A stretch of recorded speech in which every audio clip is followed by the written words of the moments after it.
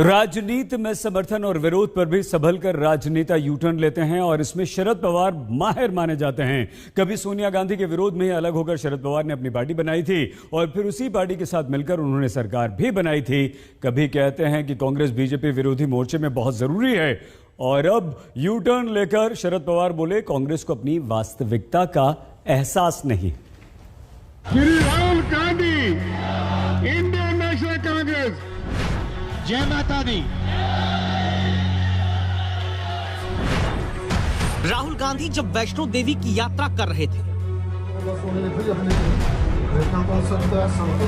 जब राहुल अपने कश्मीर पंडित होने का भरोसा देते हुए पार्टी को सच्चा बताने में जुटे थे,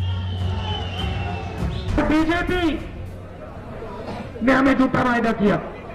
मेरा परिवार भी कश्मीरी पंडित है, तो मैं आपसे कहना चाहता हूं, जब मैं बात बोलता हूं मैं झूठ नहीं बोलता हूं और मैं अपने भाइयों से कह रहा हूं, कश्मीरी पंडित जो भाई हैं, मैं आपको कह रहा हूं कि मैं आपकी मदद करके दिखाऊंगा। तब दिल्ली से महाराष्ट्र तक कांग्रेस की साथी पार्टी एनसीपी के प्रमुख शरद पवार की यूटर्न पॉलिटिक्स का बयान सुर्खियों में आता है। गावामध्ये त्यांची हवेली असते, लँड सीलिंगचा कायदा आला, त्यांच्या मोठी शेतीची जमिनी गेल्या, अनेक लोकांच्यात वाटल्या गेल्या, त्यांची हवेली आहे तशी गावात, पण त्या हवेलीची मरामत किंवा दुरुस्ती करण्याची ताकद राहिली नाही, कारण त्या शेतीचं उत्पन्न पहिल्यासारखं राहिलं नाही, तितकं काही मिळत नाही। पण पुराणी जुनी जमीनदारी झाली आहे, त्याची मानसिकता एकेकाळी सवन जे थोडे काश्मीर पासून कन्याकुमारी काँग्रेस हो, पण ती होती, आहे नाही। क्या पवार की पॉलिटिक्स भी मौके के हिसाब से बदलती है?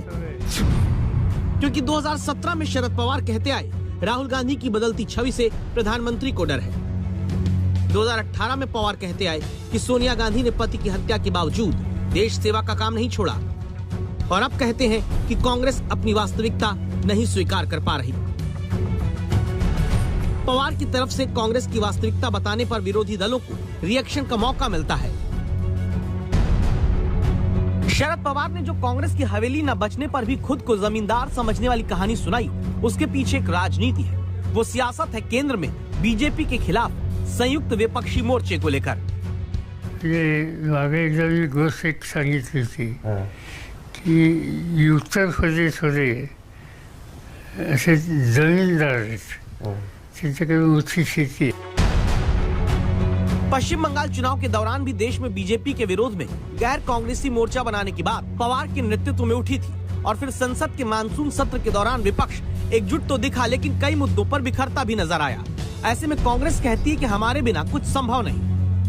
देश में आज जो दो राष्ट्रीय पार्टियां हैं, एक भारतीय जनता पार्टी और एक कांग्रेस है, तो बिना कांग्रेस के कोई भी विकल्प की तलाश करना मैं समझता हूं कि बेकार है।